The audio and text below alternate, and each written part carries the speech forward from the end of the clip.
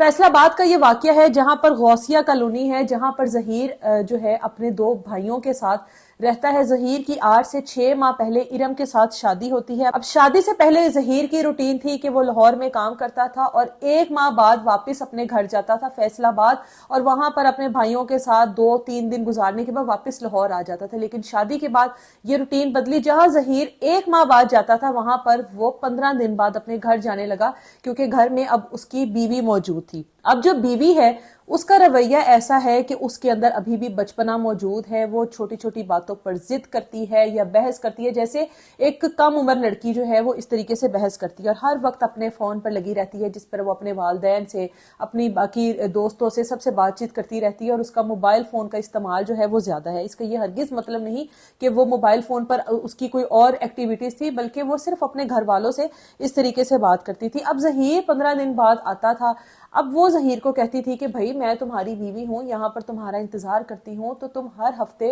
فیصل آباد آیا کرو، جس پر ظہیر نے اس کو کہا کہ پریشانی والی بات نہیں، بس کچھ عرصے کا ٹائم ہے، میں تمہیں اپنے پاس لاہور لے جاؤں گا، وہاں پر کرائے پر گھر لوں گا اور یہ مسئلہ ہی ختم ہو جائے گا، تم وہاں پر میرے ساتھ ہی رہو گی۔